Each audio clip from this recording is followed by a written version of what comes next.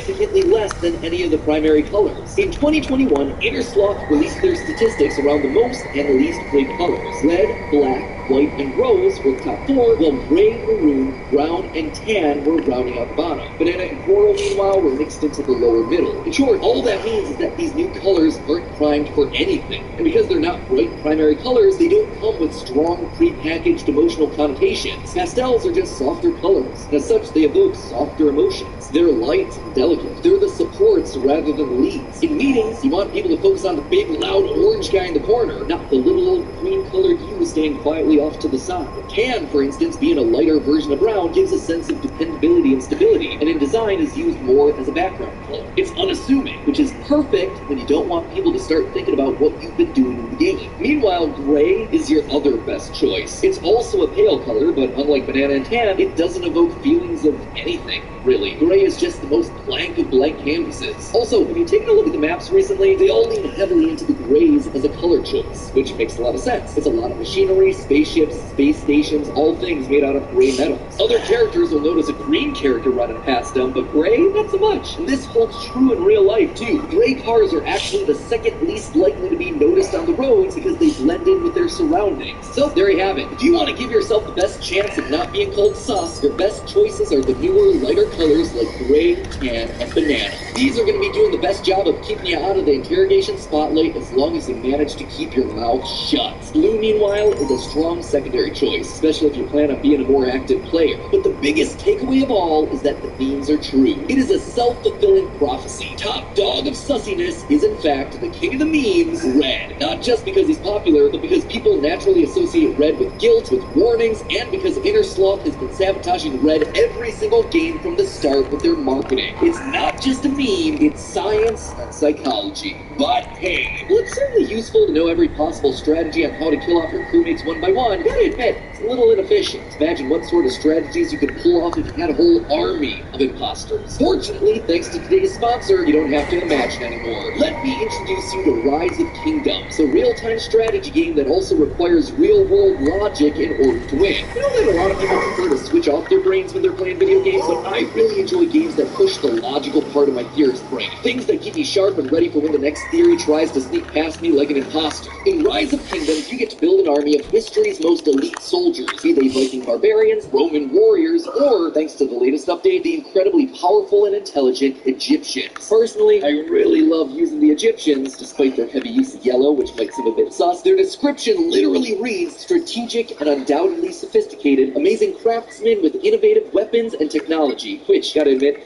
right up my alley. The more science, the better, so seems like the perfect match, right? Plus, you can keep upgrading your armies over time to deal with looming threats. This time, the Roman army won't succeed in ruling Egypt, at least not on my watch. And that's not all. The level of thought that you put into the game doesn't stop at just building a massive army. You also have to think about the civilization that you're leaving behind. You get to design and protect the cities that you build, which just adds another layer of depth and strategy. So, if you're like me and are looking for a game with bigger IQ plays and backstabbing, head on down to the description and click the link. Or, you can just scan the QR code on screen to download the game right now. It's on both Android and iOS, and now it's also available on the good old-fashioned PC. No more being interrupted by your family's group chat midway through a battle. Now you can just have endless hours of smooth gameplay on a full-sized screen. PC Master Race strikes again. The game is also sleeping. You can form alliances and strategies with all of your friends in real time. No civilization is safe when Team Theorist is online. Once again, the link is down in the description, or you can just use the QR code that you see on screen. And as one final perk, if you use the code ROCKTECHPOW, you'll get yourself a special bonus. That's ROKTECHPOW, because it's Rise of Kingdoms, technology is power. So head on over there, tell them Team Theorist sent you, and let's build the biggest alliance that this game has ever known. I'll see you out on the battlefield. And as always, my friends, remember, it's just a theory. A game theory. Thanks for watching. DJ!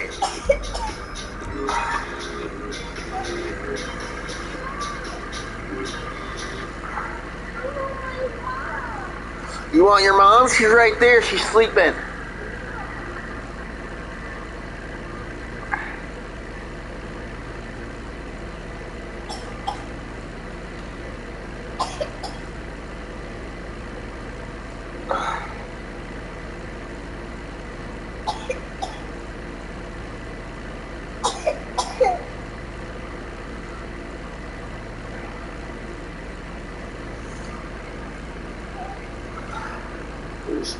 drawers open and closed. Oh, God. And my mother returned with a bag of food.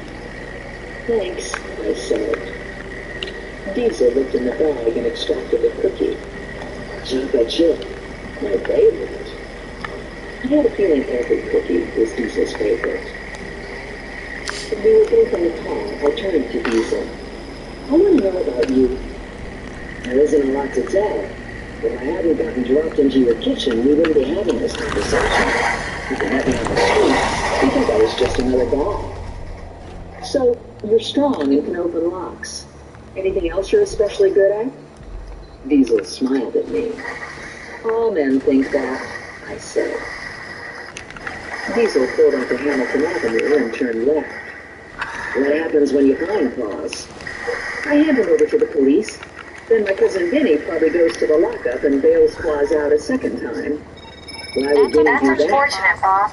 He gets paid more We've got to money. take stock. Come back Claus has a local stronger. business and he signed his house over for security. Maybe So reevaluate your protection in detail. The only way Claus is doesn't want to be handed over to the police. Do you shoot him? I hardly ever shoot people. This should be fun, Diesel said. I cut my eyes to him. Is there something you're not telling me? Lots of things. I put my finger to my lower lid. You have a problem? He asked. I twitch. I bet that would go away if you got a Christmas tree. All right, okay, I'll get a Christmas tree. When? When I have time, and you're driving too slow. Where'd you learn how to drive? Florida? Diesel stopped the car in the middle of the road. Take a deep breath. What are you doing? Are you nuts? You can't just stop in the middle of the road. Take a deep breath. Count to 10. I took a breath, and I counted to 10. Count slower, Diesel said. The guy behind us honked his horn, and I cracked my knuckles. My eye was twitching like mad. This isn't working, I said. You're giving me heart palpitations. People in Jersey don't do slow down. We're sitting in traffic, Diesel said. Notice that the car in front of us is less than a car length away and not moving. The only way to drive faster would be to drive on the sidewalk. What's your point? I can't fit on the sidewalk. See, do something supernatural, I said. Can't you take the car sideways or something? They do that in the movies all the time. Sorry, I flunked levitation. My luck, I get a guy who flunked levitation. 20 minutes later, we parked across from a hole-in-the-wall storefront office. The makeshift sign in the window advertised immediate openings for master playmakers. I wanted to take a closer look, so we left the car and crossed the street. We stood on the sidewalk and looked through the dusty plate glass window. Inside, the place was wall-to-wall little people. Are they elves? I asked Diesel. I don't see any pointy ears. Hard to tell at this distance, and I heard somewhere that elves don't necessarily have pointy ears. So elves could be walking around in our midst, disguised as normal, everyday, vertical challenge citizens. Diesel looked at me and grimaced. You don't really believe in this, do you? Of course not, I said. But the truth was that I didn't know what I believed in anymore. What? I mean, what the hell is Diesel? You need a little bit moved. Diesel. A little bit. Go. Do you see Briggs? Move. He's at the back talking to a big guy with a clipboard. And I don't see claws. Come on. We watched for a moment longer, then retreated to the jag and worked our way through my mother's food bag. After a while, Randy Briggs came out, walked halfway down the block, and got into the passenger side of a waiting car. The car pulled away, and we followed. Before we'd gone 2 blocks, my cell phone buzzed in my bag. Christ, is that you behind me in the Jag? Briggs asked. You bounty hunters must do okay to be riding around in a Jag. Diesel isn't a bounty hunter. He's an alien or something. Yeah, whatever. Man, I've never seen so many little people in one place. It was like they came out of the woodwork. I thought I knew everyone in the area, but I didn't know any of these guys. Did you get hired? Yeah, but I'm not going to make toys. I got a job in the office setting up a website. What about Claus? Didn't see him. No one said anything to me about anyone named Claus. I start work tomorrow. Maybe I'll see him at the factory. Factory? Yeah, that's what this is. A small toy factory. They're gonna make handmade toys and advertise that they were made by elves. Pretty cool, huh? Do you suppose these little people today are actually real elves? There was a pause where I could imagine Biggs staring open-mouthed. What? What are you, nuts? He finally said. Oh, you're fine. It's in a light industrial complex off Route 1. You're not gonna screw up this job for me, are you? This is a dream job. The pay is good, and the guy who hired me said the toilets are all made for little people. I won't have to climb up on a stool to take a crap. I'm not gonna screw it up for you. What's the address? I'm not telling you. I don't want to lose the job. And he hung up. I looked over at Diesel. When the car in front of us stops and Briggs gets out, I want you to run over him. I'd really like to do that, but then he'd probably be dead and we couldn't follow him to work. I glanced at the almost empty bag of food sitting between our feet, and I had an idea. What does Elaine do with all her cookies? I asked Diesel. Is this a trick question? She said she bakes cookies every day. Lots of cookies at yesterday's batch was an indicator. So what does she do with them? They got a family in the area. Sandy wasn't at home. Does she eat them all herself? Maybe she gives them away. Turn around, I said. Go back to the employment place. It took less than 5 minutes for us to get back to the storefront office. Right here, I said. I'll only be a minute. I jumped out of the car, ran across the street, and into the office. It was still wall-to-wall little people, but now the little people were all wearing fake elf ears. I was about 10 feet into the fake elves when I realized the room had gone dead silent. Hi, I said brightly. I saw the sign in the window, and I'd like to apply for a job. It's very good, someone said behind me. These jobs are for elves. That's not fair, I said. She's a reporting for height discrimination. I wasn't sure exactly who was in charge of height discrimination, but it seemed like there should be some agency somewhere that would address the issue. I mean, where are the protections for the masses? Where are the protections for people who are average? We don't want you down here, someone said. Get out! Nice time. Stupid. Wait, listen to me, shorty. A cookie comes flying through the air and hit me in the back of the head. I looked down at the cookie. Gingerbread. Where did this cookie come from? I asked. Do you have any more? Did Sandy's sister Elaine make this cookie? Get her! Someone yelled. And I was hit with a barrage of cookies. They were coming from everywhere. Gingerbread, peanut butter, chocolate macaroons. The elves were berserk, yelling and swarming around me. I was hit in the forehead with an iced butter cookie, and someone bit me in the back of the leg. I had elves hanging on me like ticks on a dog. I felt Diesel come up hard to my back. He wrapped his arm around me, holding me tight against him, and he hauled me out of there with my feet 2 inches off the ground. He was kicking elves out of the way as he went, occasionally grabbing them by the shirt and throwing them across the room. He got to the sidewalk and rammed the office door closed and did his magical locking thing, trapping the elves inside.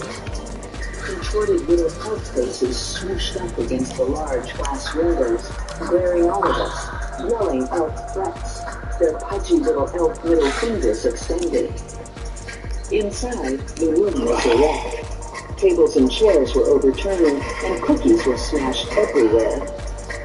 Diesel set me on my feet, took me by the hand, and yanked me to the car. What the hell was that about? He asked.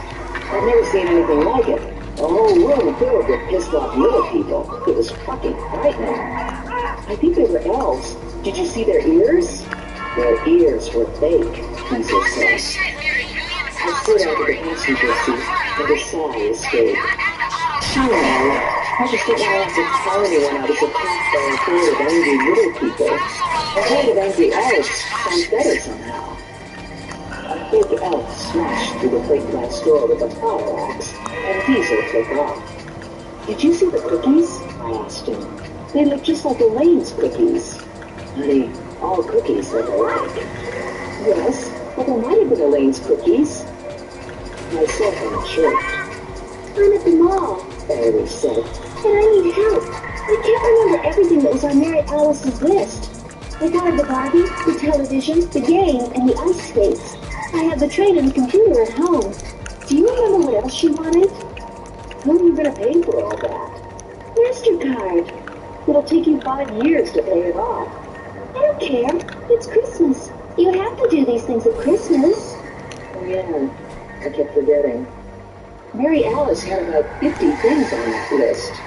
The only one I remember is the pony. Oh my God! Valerie cried. The pony! How could I forget the pony? Well, you can't get her a pony.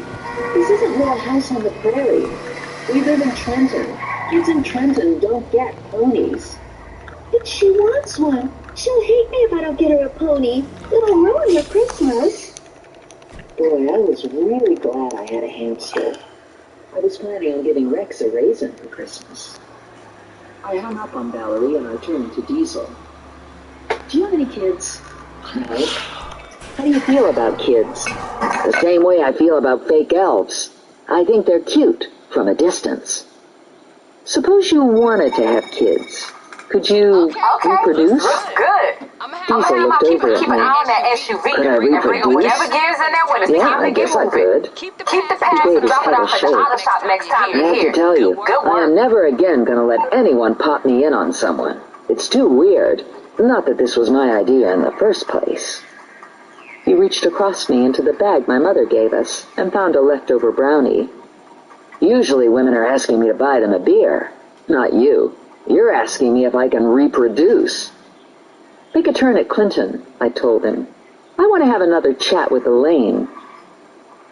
It was mid-afternoon and unusually gloomy when Diesel drove down Grape Street. Dark clouds swirled in the sky, and an eerie green light streaked through them. The air felt heavy and ominously charged. Doomsday air. Lights were on in houses, and Elaine had her roof lights blazing, blinking out her season's greetings. Diesel parked in front of the house, and we both got out. The wind had picked up, and I pulled my chin in and walked head down to Sandy Claw's front porch. I'm very busy, Elaine said when she answered the door. Diesel brushed past her into the house. It smells like you're still baking cookies. Elaine followed Diesel into the kitchen, half running to keep up with Diesel's stride. Pecan shortbread for tomorrow, she said, and big cookies with M&Ms in them.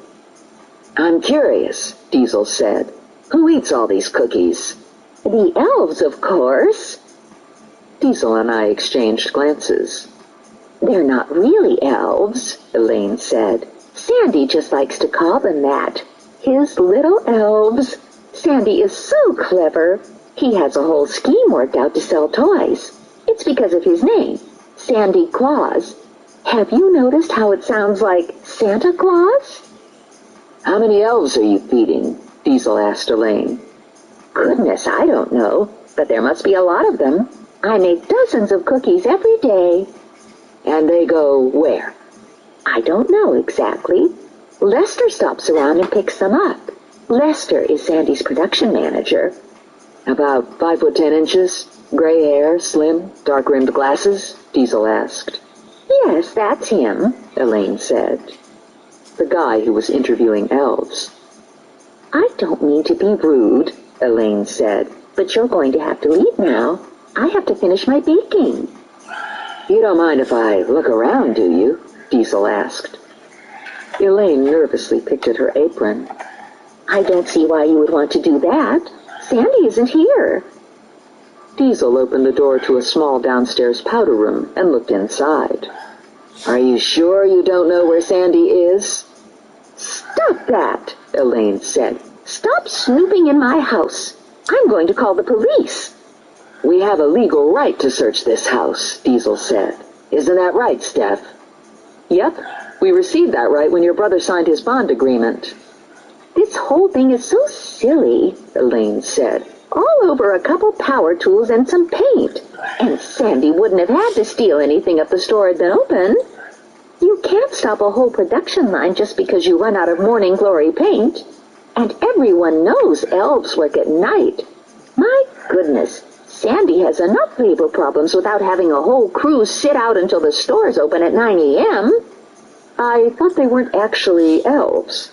Real elves, fake elves, what's the difference? They all get time and a half after 5 o'clock. Diesel leaned against the kitchen counter, arms crossed over his chest. When was the last time you talked to Sandy? He called me at lunchtime. Elaine pressed her lips together. Did you tell him I was looking for him? Yes. Elaine glanced at me and then looked back at Diesel. I've been trying to be discreet in front of Miss Plum. Too late for that, Diesel said. I was dropped into her kitchen.